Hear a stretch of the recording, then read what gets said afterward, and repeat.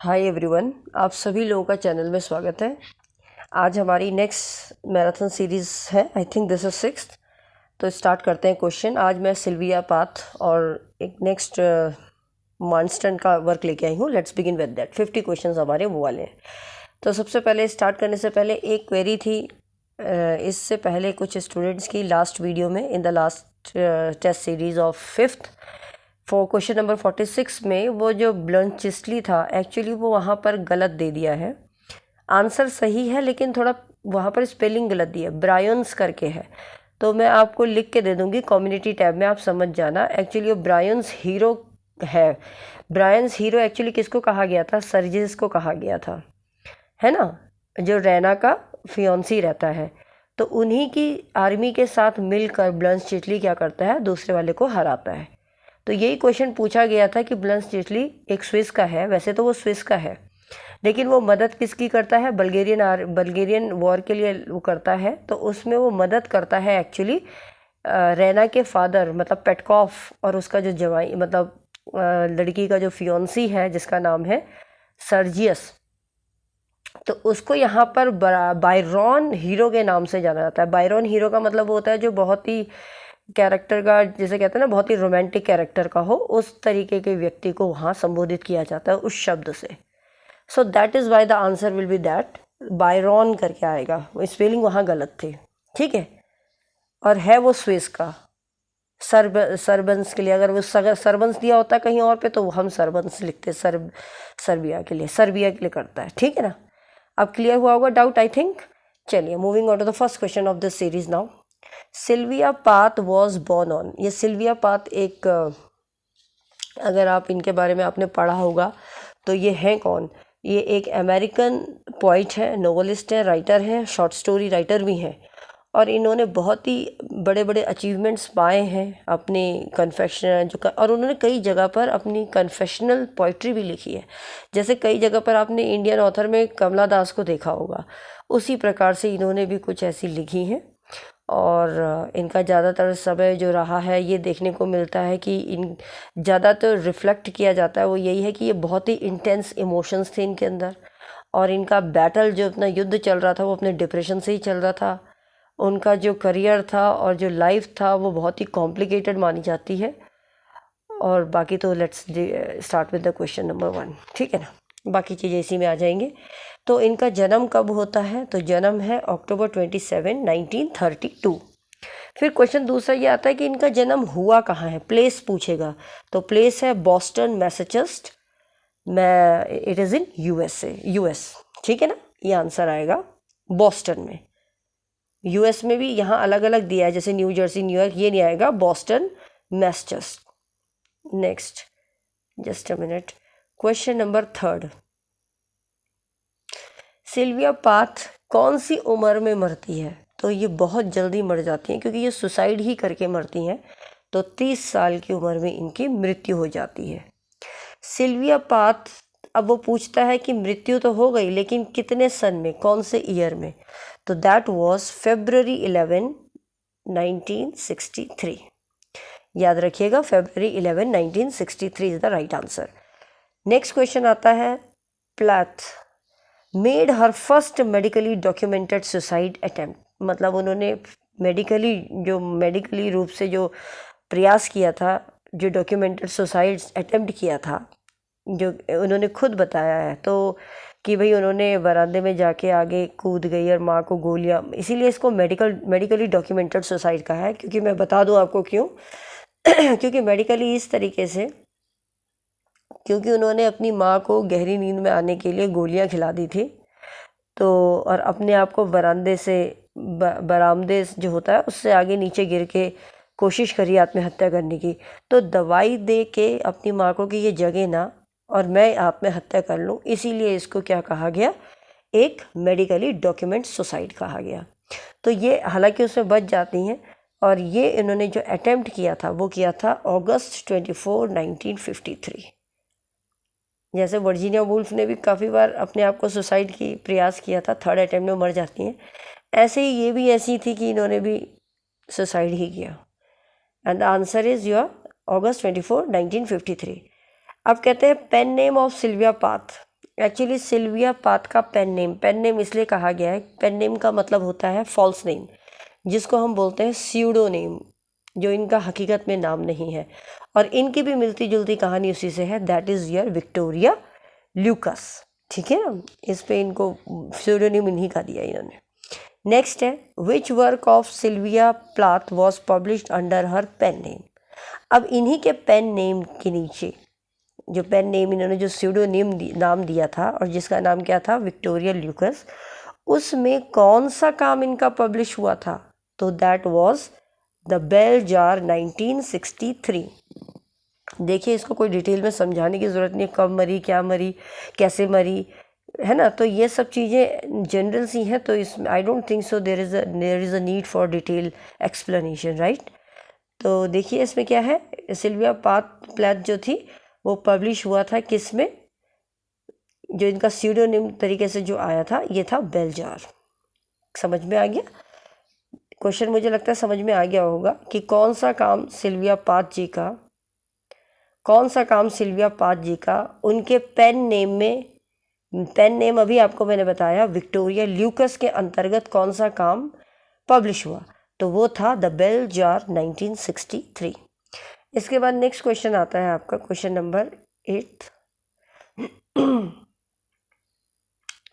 Who wrote,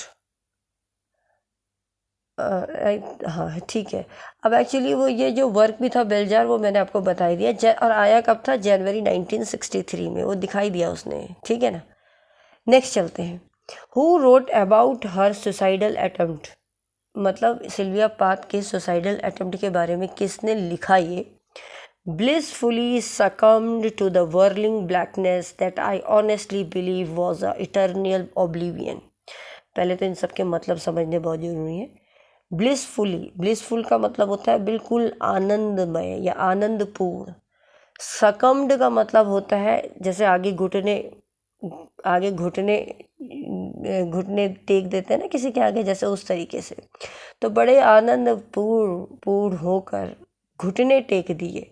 to the whirling blackness, whirling का मतलब होता है कोई भी चीज़ जो चक्करदार हो, घुमावदार हो। ब्लैकनेस का मतलब होता है बिल्कुल अंधेरा पड़ जाना। दैट आई ऑनेस्टली बिलीव, जो मैं बिल्कुल सत्य मानती हूँ, वॉज इटर्नल ओब्लिवियन, जो कि क्या था, इटर्नल का मतलब होता है जिसे हम कहते हैं बहुत ही अनंत है, जिसको आप सोच भी नहीं सकते। और ओब्लिवियन का मतलब क्या होता है, कोई भी चीज़ जो भूलने वाली अवस्था हो उसको कहते हैं, जो भूल जाओ। तो कहते हैं कि आनंदपूर्ण घुटने के बल टेक कर घुमावदार कालेपन की तरह, जो कि क्या है, बहुत ही ईमानदार, मैं मानती हूँ। क्या है वो ईमानदार, मतलब अनंत पहुंचाने वाला, ऐसा अनंत जहाँ पर सब चीज़ इंसान भूल जाता है। तो ये एक्चुअली किसने कहा था, ये सिल्विया प्लाथ ने कहा था इस चीज़ को। हु रोट अबाउट, मतलब उन्होंने अपने सुसाइडल अटेम्प्ट के लिए ये कहा कि जब मैं वहाँ चली जाऊँगी तो वहाँ तो अनंत भूलने वाली चीज़ है, ठीक है। नेक्स्ट क्वेश्चन है, January 1955 who submitted her thesis the magic mirror एक थीसिस थी, a double study of double in two and Dostoevsky novel. तो ये इनका एक पीएचडी की थीसिस थी। तो ये भी थीसिस किसकी है, सिल्विया प्लाथ की है। थोड़ा याद कर लेना, कोई डिफ़िकल्ट टास्क तो नहीं है, पर आसान ही है, पर थोड़े वर्क इनके याद रखना आप। 1950 में प्लाथ इन्होंने अटेंड करा कौन सा college, a private women's liberal art college in Massachusetts. तो वो जो लेडीज़ का ही मतलब कॉलेज था, आर्ट्स कॉलेज था, विमेन का, फ्रीडम का, that was your Smith college. कौन सा था, स्मिथ कॉलेज। क्वेश्चन नंबर 11 है, हु स्लैश्ड हिज और her legs to see if she had enough courage to kill herself. कहने का मतलब है किसने अपने पैर काट दिए थे। स्लैश्ड का मतलब है काट देना, तो किसने अपने पैर काट दिए थे, ये दिखाने के लिए, ये प्रूफ करने के लिए, क्या सच में उनके पास इतना साहस है कि वो खुद को मारने के लिए उनके पास पर्याप्त साहस है कि नहीं। तो आप मानिए कि कितनी बड़ी बात है, अपने पैर ही काट दिए सिल्विया प्लाथ ने। समझ में आ गया। नेक्स्ट क्वेश्चन, क्योंकि वो मेंटल असाइलम में भी रखी गई थी इसीलिए। नेक्स्ट क्वेश्चन है डिप्रेशन। एक्चुअली इनको डिप्रेशन भी जो हुआ तो कहते हैं कि डिप्रेशन इनको इसलिए हुआ क्योंकि ये जब कुछ काम जब ये कहीं चले गए थे तो उसके बाद इनको लिखने के लिए टाइम नहीं मिल रहा था, और जब ये अपना काम नहीं कर पा रही थी तो ये डिप्रेशन में चली गई थी।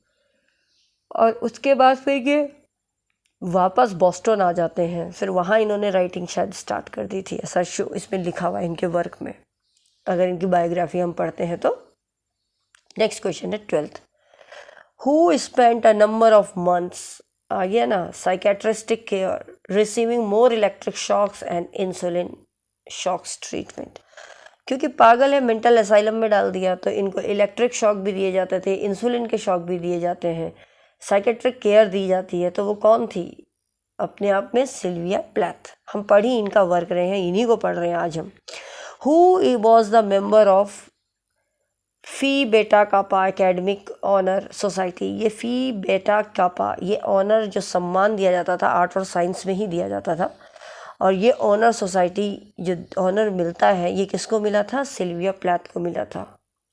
अभी आईक्यू से क्वेश्चन आ गया इसलिए मैं बताया नहीं आपको, अब बताऊंगी। देखिए क्वेश्चन है, who had an IQ of around 160, 160 degree का 160 आईक्यू किसका था? सिल्विया प्लैथ का। अब देखिए अगर हम आईक्यू की बात करें तो आईक्यू भी बहुत अलग अलग वेरिएशन है आईक्यू में। अगर आपको बताया जाए, अगर हमने जैसे इनका 160 बोला, अभी बताऊंगे 160 का मतलब क्या है। देखिए ऐसा होता है, आईक्यू की जब बात आई है तो नॉर्मली आपके जनरल अवेयरनेस के लिए बता रही हूँ, 115 से यदि आईक्यू किसी का 129 है तो उसको एवरेज या ब्राइट माना जाता है, राइट। अगर उसका 130 से 144 आ रहा है तो समझ लो कि मीडियम है, मॉडरेट गिफ्ट दिया है भगवान ने दिमागी रूप से, राइट। अगर 145 से 159 है तो समझ लाओ कि बहुत ही हाईली गिफ्टेड है। लेकिन अगर 160 से 179 के बीच में तो समझ जाओ एक्सेप्शनली गिफ्टेड है, मतलब बहुत अत्यधिक भगवान ने वरदान दिया है। अब 160 इनका था तो ये खुद समझ लो आप कि ये कितनी ज़्यादा एक्सेप्शनल आईक्यू लेवल की थी। और एक और आता है 180 एंड अप, इसके ऊपर का, जिसे कहते हैं प्रोफाउंडली गिफ्टेड, बहुत ही विख्यात, सुप्रीमो जिसे कहते हैं। तो सुप्रीमो से एक ही नीचे समझ लीजिए वो लेवल था इनका। तो IQ level, she was having a very bright IQ level, right. Next चलते हैं क्वेश्चन नंबर 15 पे। 15 क्वेश्चन है आपका, let's have a look. Who obtained a Fulbright scholarship to study at Newnham college. ये याद करने पड़ेंगे आपको, न्यूनहम कॉलेज में इनको फुल ब्राइट स्कॉलरशिप मिली थी। Yes of course Sylvia Plath ji को मिली थी। नेक्स्ट क्वेश्चन है, प्लैथ मेट टेड हर्ट्ज, इन्हीं से इनकी शादी भी होती है। तो इनसे इनकी मुलाकात होती है 25 फरवरी 1956 में इनकी मुलाकात इनसे होती है। नेक्स्ट क्वेश्चन है, हु डिस्क्राइब्स हग्स, मतलब हग्स को किसने डिस्क्राइब किया? As a singer, as a storyteller, उसको सिंगर भी बना दिया, उसको स्टोरी टेलर भी बना दिया, लायन भी बना दिया, शेर, एंड वर्ल्ड वॉन्डरर के पूरा संसार घूमने वाला, with a voice like a thunder of God, मतलब जिसकी आवाज़ में ऐसा दम है जैसे भगवान की गड़गड़ाहट में है। तो इतनी बड़ी उपाधि दे दी, और किसने दी? सिल्विया प्लैथ ने दी थी, ठीक है। नेक्स्ट क्वेश्चन आता है, 18th क्वेश्चन को देखते हैं, let's have a look. 18th question, just a minute, yes, see what is the 18th question। Plath and Ted Hughes, इन दोनों की शादी हो जाती है, वर मैरिड। कौन सी तारीख को इनकी शादी होती है? That was June 16, 1956। Next question है, who published her first collection of poetry the colossal in October 1960। तो जो कोलोसल था ये वर्क इन्हीं का था, सिल्विया प्लैथ का था। और एक चीज़ और है इसमें कि ये इनका पहला, यह आप चाहे लिख लीजिए इसको कहीं पर भी पेपर में, नोटबुक में, कि ये ही इनका ऐसा वॉल्यूम था पोइट्री का जो पब्लिश हुआ था इनके मरने से पहले। मतलब इनकी डेथ होती है 1963 में, तो इनके मरने से पहले ये ही एक ऐसा वर्क था, पोइट्री थी वॉल्यूम की, जो इनके मरने से पहले पब्लिश हुई थी। ठीक है, नेक्स्ट क्वेश्चन चलते हैं, question number 20। Let's have a look. The Bell Jar is the only written novel written by American writer and poet. Bell Jar, अभी हमने पढ़ा था बेल जार, जब मैंने आपको बोला था ये किसके अंदर में आता है, जब मैंने आपको बताया था जो स्यूडोनिम है इनका, पेन नेम विक्टोरिया ल्यूकास। तो बेल जार अभी हमने पीछे भी किया था, अगर आपको याद हो, याद भी कीजिए आप साथ ही साथ। तो it was the work of Sylvia Plath. Next, moving on to the next question. Already I told you, मैंने इसको डिटेल में समझा रखा है पीछे, तो आप चेक कर लीजिएगा, बिकॉज अगर हम बार बार एक ही क्वेश्चन को डिटेल में पढ़ते रहेंगे it will consume your time as well, right. तो ये एक्सप्लेन कर दिया है मैंने इन डिटेल। चलिए, और ये सेमी ऑटोबायोग्राफिकल नोवेल है। आपको मैं ये भी बता दूं, चलो एक लाइन बता देती हूँ, इसमें कुछ इंपॉर्टेंट पॉइंट याद आ रहा है। ये लिखी गई थी विक्टोरिया ल्यूकस की, अगर मैं इसकी ही बात कर रही हूँ बेलजार की, तो ये बेलजार जो है ये पब्लिश हुई थी, मैंने अभी बताया, विक्टोरिया ल्यूकस के अंडर में 1963 में। और इसको हम सेमी ऑटोबायोग्राफिकल नोवेल कह सकते हैं क्योंकि इसमें जो मेन प्रोटोगोनिस्ट है वो कौन है, विक्टोरिया ल्यूकस। समझ में आ रहा है, जिसके ऊपर ये वर्क है। तो विक्टोरिया ल्यूकस जो है वो एक्चुअल में उसके भी मेंटल इलनेस उसी प्रकार था जिस प्रकार से सिल्विया प्लैथ का था। तो I hope this will be clear to you. Next question पे चलते हैं। In June 1962 who drove the car off the side of the road into a river. कौन था जिसने 1962 में कार को रोड से लेकर रिवर में डाल दिया अपनी आत्महत्या करने के लिए? तो वो था सिल्विया प्लैथ ही थी। मतलब वो तो बहुत ज़्यादा, she was very dangerous, we can say that. Mentally she was so unfine. Question number 22 है, who was found dead with her head in the oven? अब सोचिए कौन मरा हुआ मिला जिसका सर ओवन में, ओवन तो आप सभी लोग जानते हैं, microwave oven, having sealed the rooms between her and her sleeping children. अपना कमरा उसने सील कर दिया था, अपने बच्चों से अलग कर दिया था, with tape, towels and clothes. बहुत बुरा तरीके से मरी, बताइए, सिल्विया प्लैथ। ठीक है। हु रोड द बायोग्राफी, किसने लिखी, giving up the last days of Sylvia Plath. Giving up, अब हार गई, the last days of Sylvia Plath. तो ये जिलियन बेकर, एक इनकी फ्रेंड भी समझ लीजिए आप, फ्रेंड ही कहेंगे हम, इनकी बहुत अच्छी फ्रेंड थी जो एक ब्रिटिश ऑथर भी रही हैं और जर्नलिस्ट भी रही हैं। तो जिलियन बेकर लिख लीजिए आप चाहे, ये एक ब्रिटिश ऑथर थी और जर्नलिस्ट थी और ये बहुत अच्छी दोस्त थी सिल्विया प्लैथ की। क्वेश्चन नंबर 24 पे चलते हैं। Let's have a look. Who described the quality of her despair as owl's talons clenching my heart. किसने डिस्क्राइब किया उनकी जो डिस्पेयर था, डिस्पेयर का मतलब कहते हैं ना बहुत ही डिप्रेशन, तनाव, अकेलापन, और उसको कैसे किया, एज आउल्स टैलोन्स। टैलोन्स का मतलब होता है नाखून, मतलब जिस प्रकार से उल्लुओं के नाखून मेरे हार्ट को, मेरे हृदय को क्या कर रहे हो, क्लेंच कर रहे हो। क्लेंच का मतलब होता है बहुत कठोर तरीके से जकड़ के रखा हो, इस तरीके से। तो ये क्वालिटी किसने डिस्क्राइब की थी, ये क्वालिटी सिल्विया प्लैथ ने अपने आप अपने बारे में बोली। नेक्स्ट क्वेश्चन है 25। The reason of whose death was suicide by carbon monoxide poisoning. तो कार्बन मोनोऑक्साइड की कमी की वजह से इनकी जो मृत्यु हुई, रीज़न ये था, तो वो खुद ही इन्होंने रीज़न किया था, that was Sylvia Plath. Whose first, next question पे चलते हैं, 26 पे चलते हैं।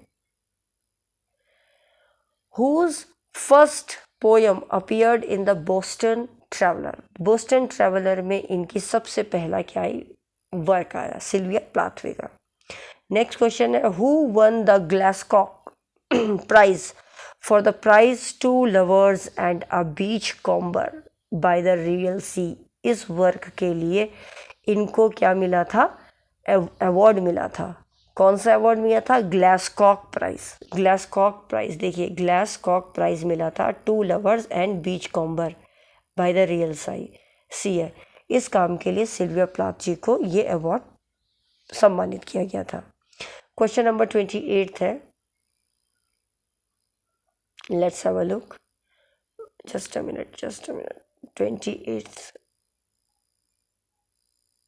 यस, देखिए 28 पे चलते हैं। Who called the collection the colossal, outstanding technical accomplishment with a virtuoso quality? इसका मतलब ये जो कोलोसल जो काम है, इसका जो कलेक्शन है, आउटस्टैंडिंग है, मतलब बहुत ही अलग है, हटकर है, टेक्निकल है और अकम्पलिशमेंट है। अकम्पलिशमेंट का मतलब होता है कोई भी चीज़ जो सफलतापूर्वक हो जाए। जस्ट मिनट, मुझे लगता है एक लाइन इसमें छूट चुकी है।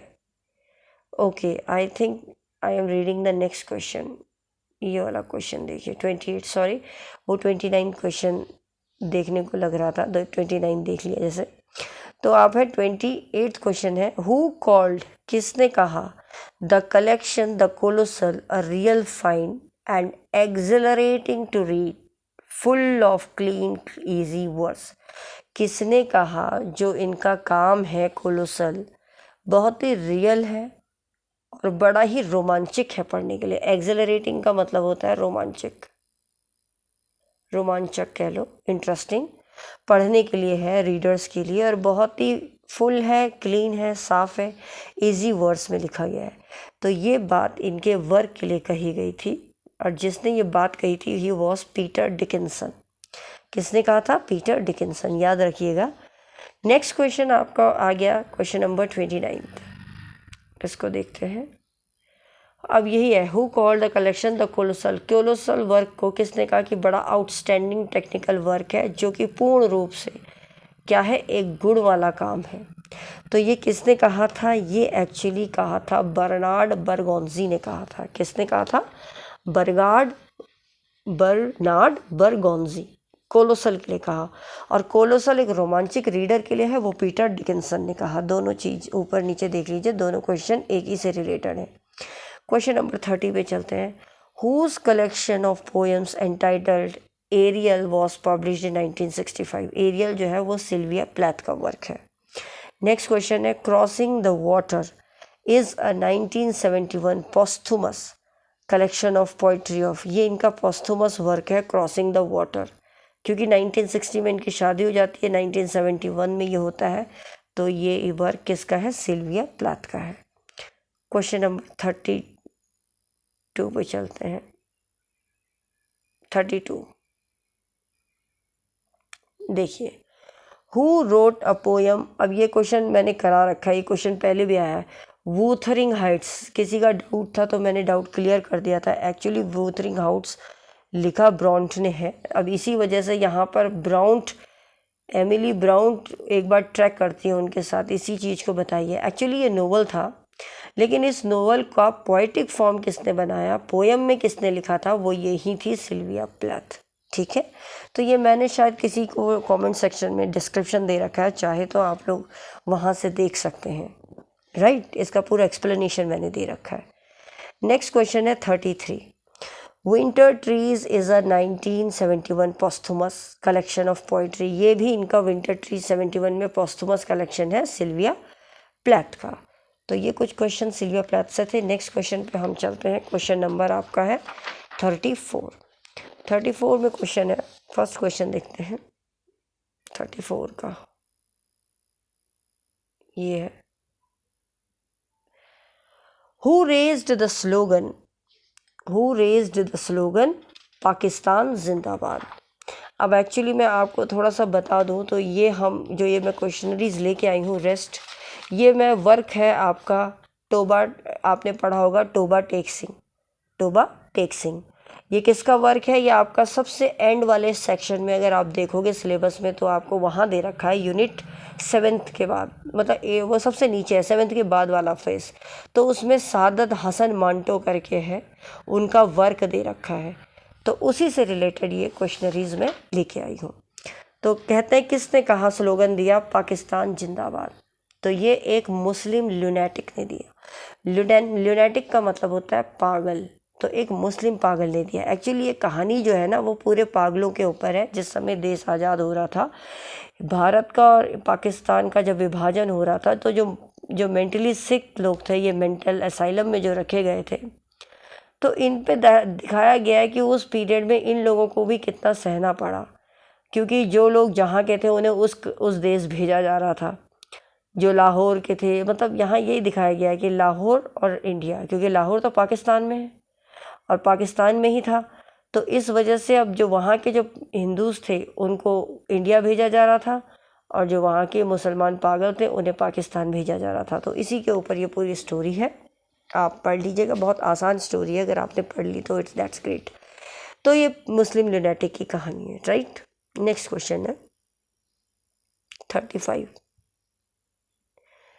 व्हाट डिड सम पीपल से इन असाइलम रिगार्डिंग पार्टीशन। अब ये पार्टीशन की जब बात चल रही थी तो कुछ लोग क्या कह रहे थे, तो मैं आपको उत्तर डायरेक्टली बता देती हूँ। पहला ही वाला उत्तर है, देयर वॉज दिस मैन, वहाँ एक ये आदमी था जिसका नाम था मोहम्मद अली जिन्ना, ठीक है, या Quaid e Azam, who had set up a separate country for Muslims called Pakistan. इन लोगों ने मुस्लिमों के लिए एक अलग से कंट्री बना रखी थी जिसका नाम क्या दे रखा था, पाकिस्तान दे रखा था, जो पहले भारत में ही उसको कह सकते थे कि भारत का ही हिस्सा था, लेकिन पार्टीशन के बाद वो किस में चला गया, पार्टीशन के बाद पाकिस्तान में चला गया।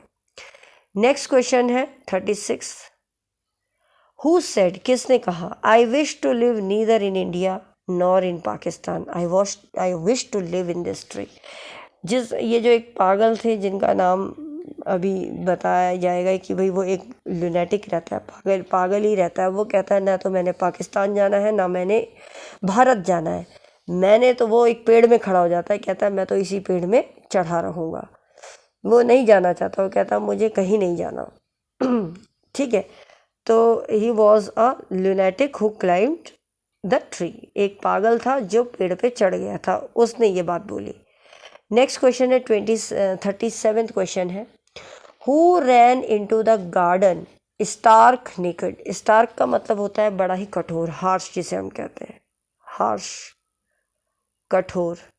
तो कौन सा, अच्छा ये चीज़ें बिल्कुल वो हो जाती हैं, डिस्टर्ब करती हैं, देख लीजिए। यह है कि कौन कहता है कि स्टार्क मतलब बहुत ही हार्श, RASH। तो who ran into the garden, कौन भाग गया था बिल्कुल कठोर, नेकड़ होके, पूरा वस्त्र खोल दिए थे उसने और गार्डन में चला गया था। तो वो एक्चुअली एक मुस्लिम रेडियो इंजीनियर रहता है, ये है फर्स्ट वाला, एक मुस्लिम रेडियो इंजीनियर रहता है जिसने कभी MSc की डिग्री करी थी। समझ में आ गया। नेक्स्ट क्वेश्चन है question number 38। There was a Muslim, कहते हैं कि there was a Muslim lunatic from Chiniot, ये जगह है। He used to be one of the most devoted worker, वो एक बहुत ही डिवोटेड वर्कर माना जाता था, लेकिन उसका डिवोशन किस कार्य में था, मुस्लिम पागल ही मुस्लिम था वो भी, और चेन्योट से आया था, तो उसका जो डिवोशन था वो था ऑल इंडिया मुस्लिम लीग, ठीक है, इसमें इसका बहुत ज़्यादा रुचि थी। नेक्स्ट क्वेश्चन है इसका, नेक्स्ट क्वेश्चन पे चलते हैं 39 पे। 39 क्वेश्चन देख लेते हैं। Who was obsessed with the bathing himself 15 और 16 टाइम्स अ डे। किसके दिमाग में एक जुनून बैठ गया था कि उसको नहाना है 15 से 16 बार दिन में, तो वो भी एक मुस्लिम लुनेटिक था जो कहाँ से आया था, चेन्योट से। उसके दिमाग में यही रहता था मुझे नहाना है 15-16 बार एक दिन में। नेक्स्ट क्वेश्चन है 40 क्वेश्चन पे चलते हैं, let's have a look. Who announced his name was Mohammad Ali that he was Quaid e-Azam Mohammad Ali Jinnah. किसने अनाउंस कर दिया था कि उसका नाम तो मोहम्मद अली है, जो क्या है, क्वेद ए आज़म मोहम्मद अली जिन्ना है।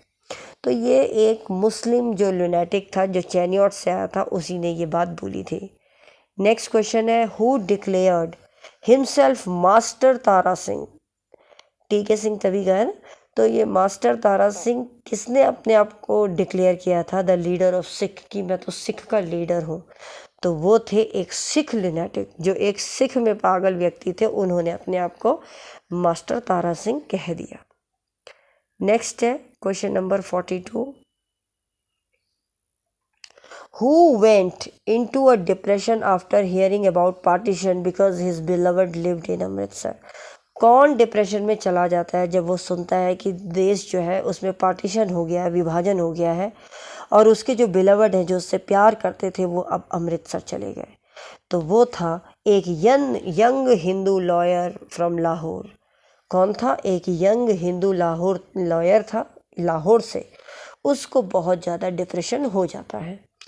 नेक्स्ट क्वेश्चन है question number 43। Let's have a look. Who spoke the same mysterious gibberish? अपर मतलब गिबरिश मतलब कहता है कि किसने बोला। मिस्टीरियस का मतलब होता है रहस्यमय। गिबरिश का मतलब क्या है, लिख लीजिए, ये रहस्यमय है। गिबरिश का मतलब होता है अस्पष्ट उच्चारण, जो बिल्कुल क्लियर नहीं है। वो आपको पढ़ के भी चल जाएगा पता। ऊपर दे गुरगुर द एनेक्सी द बे ध्याना the fining dal of Italian, ये आपको समझ में भी नहीं आएगा। लालटेन। तो इसीलिए इसका नाम क्या दिया? मिस्टीरियस, रहस्यवादी, अस्पष्ट उच्चारण। तो ये कौन करता है, ये कौन बोलता है? तो ये वही सिख है। ये Sikh who had been confined, जिसको एक ही जगह पर सीमाबद्ध कर दिया था कि भाई इसी सीमा में रहोगे फॉर द लास्ट 15 ईयर्स, वो बोलता है। नेक्स्ट है 44 क्वेश्चन पे चलते हैं। Let's have a look. When asked his opinion about partition, who observed solemnly, किसने ध्यानपूर्वक देखा? अब ये देखो, ऊपर गुरगुर एनेक्स से दबिया ध्याना मूंग दी दाल गवर्नमेंट ऑफ पाकिस्तान, ये बोलता रहा वो। तो ये भी आपका क्या आएगा? एक वो ही सिख जिसको 15 साल के लिए रोक दिया गया था जेल में। यही उत्तर आएगा इसका भी। ठीक है। एक्चुअली होता क्या है कि मतलब इसको पूरा भ्रमित कर दिया जाता है ना। तो ये बताता है कि जो सियालकोट है, मतलब एक सियालकोट एक जगह थी जो पहले भारत में थी, अब वो पाकिस्तान में है।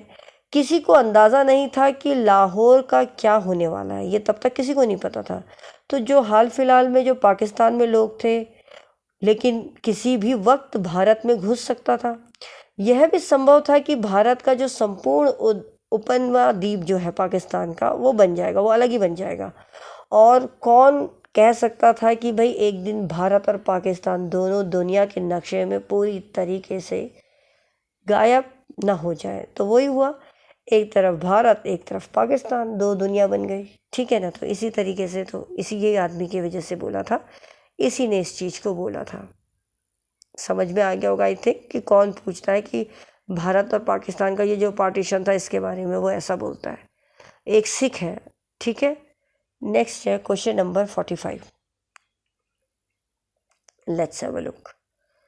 In the opinion of guards, who was fairly prosperous landlord from Toba Tek Singh and had quite suddenly gone mad. कहते हैं कि जो गार्डों के राय से, जो गार्ड बैठे थे उनकी राय में, कौन फेयरली, बहुत ही प्रॉस्परस लैंडलॉर्ड था? टोबा टेक सिंह। टोबा टेक सिंह एक जगह है, वहाँ ये बहुत अच्छा लैंडलॉर्ड था, बहुत फली भांति प्रॉस्परस था, अच्छी उन्नति हो रही थी। लेकिन सडनली क्या हुआ, वो पागल हो गया। तो वो कौन था? He was a Sikh. वही वाली बात आ गई अभी, अ सिख जो कन्फाइंड था 15 सालों से एक ही जगह। नेक्स्ट क्वेश्चन है क्वेश्चन नंबर 46। देखते हैं 46 में क्या है। What was the real name of the man from Toba Tek Singh? जो टोबा टेक सिंह से जो आदमी आया था, उसका देखा जाए तो रियल नेम क्या था? तो उसका रियल नेम था यहाँ पर भीषण सिंह या भीषण सिंह, उसको भीषण सिंह कहते थे। तो ये बड़ी ही एक प्रकार की असमंजस, कहते हैं ना, बिल्कुल डिफिकल्ट डायलेमा वाली स्थिति हो जाती है। उसे यह भी पता नहीं रहता है कि इस सप्ताह, उसको इतना वो हो जाता है, पागल हो जाता है डिप्रेशन में, कि उसे ये भी नहीं पता रहता है कि आज सप्ताह का कौन सा दिन है, महीना कौन सा है, कारावास में कितने वर्ष उसने बिता लिए, ये सब चीज़ें उसको कुछ पता नहीं। पिछले मतलब अब उसको ये बताया गया है कि ये जब जेल में आता है तो अपनी एक छोटी सी बेटी को छोड़ के आ जाता है। 15, अब वो बेटी 15 साल की हो गई, जो बहुत सुंदर है, और वो ही बेटी इससे कभी कभी मिलने के लिए पागलों के असाइलम में आती रहती थी, और बिल्कुल आंसुओं से वो बस देख के बस रोती ही रहती थी, है ना। और ये भी कहा गया है इसमें कि जो उसके अपने परिवार उसे अपने परिवार की याद आती थी, तो उपहार में जो भी वो लोग लाते थे उस चिंता के साथ ही वह बात करता था। यकीन था कि उसे बता दिया होता कि भाई कि टोबा टेक सिंह भारत में है कि कहाँ है। उसको यही नहीं पता था कि टोबा टेक सिंह जिस जगह में वो रहते हैं वो एक्चुअली में है कहाँ, कि हम रहते कहाँ हैं, उसे यही नहीं पता था। तो वो जानना चाहता था कि भाई उसका घर एक्चुअल में है कहाँ, हम कौन सी जगह रहते हैं। ठीक है, क्योंकि टोबा सिंह यहाँ जगह का नाम है। नेक्स्ट क्वेश्चन है क्वेश्चन नंबर 47 अभी हम कर रहे हैं। 47 क्वेश्चन पे चलते हैं। तो आपको समझ में आ गया होगा टोबा सिंह क्या था। ठीक है, question number 47। Whom did Bhishan Singh ask one day if Toba Tek Singh was in India और पाकिस्तान। अब भीषण सिंह ने किससे पूछ लिया कि भाई कि ये जो टोबा टेक सिंह जगह है ये एक्चुअल में भारत में है या पाकिस्तान में। तो पूछ भी किससे लिया? एक कैदी से जो अपने आप को खुद ही भगवान मानता था। One of the inmates, inmate मतलब कैदी, ठीक है, जो अपने आप को क्या मानता था? भगवान। उसने ये प्रश्न भी किससे पूछ लिया? जो अपने आप को भगवान ही मानता था। नेक्स्ट क्वेश्चन चलते हैं 48 क्वेश्चन पे चलते हैं। आई होप आपको समझ में आ रहा होगा ये 48 question. A few days before the exchange was to take place, who from Toba Tek Singh came to see him the first time in 15 years. कहते हैं कि कुछ दिनों पहले जब एक्सचेंज हो रहा था कि जो लोग टोबा टेक सिंह के हैं वो वहाँ जाएं, तो 15 साल में पहली बार मिलने इनसे कौन आता है?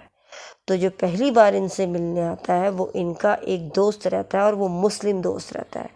तो वो रहता है वन ऑफ भीषण सिंह's मुस्लिम फ्रेंड। क्वेश्चन नंबर 49 पे चलते हैं। 49 क्वेश्चन नंबर देख लेते हैं। What was the real name? क्या रियल नेम था उस मुस्लिम फ्रेंड का जो आता है इससे मिलने के लिए?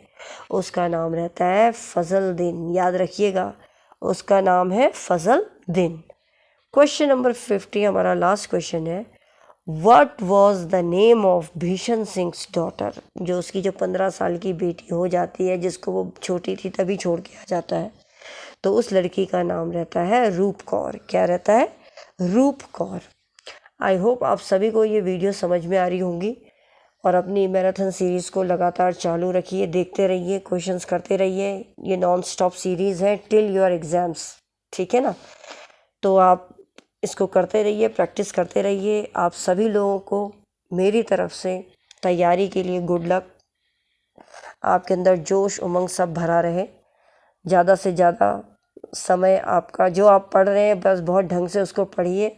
और मैं आपको एक ही मोटिवेशनल थॉट दे सकती हूँ, प्लीज़ अपने आप को जितना आप पॉजिटिव रखेंगे, पॉजिटिव इन द सेंस कि प्रेशर मत दीजिए दिमाग में।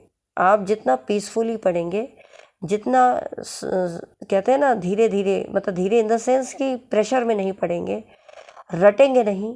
मेरी दावा है कि आप अगर रटेंगे नहीं तो डेफिनेटली क्वेश्चन आप बिल्कुल सही करके आएंगे, क्योंकि क्वेश्चनों का लेवल उतना डिफ़िकल्ट नहीं आता है। अगर मैं आपको LT एग्ज़ाम की बात कहूँ, अगर हम स्टेट में उत्तराखंड LT के एग्ज़ाम की बात करूँ, तो इतना ज़्यादा प्रेशर नहीं रहेगा क्वेश्चन का पूछने का।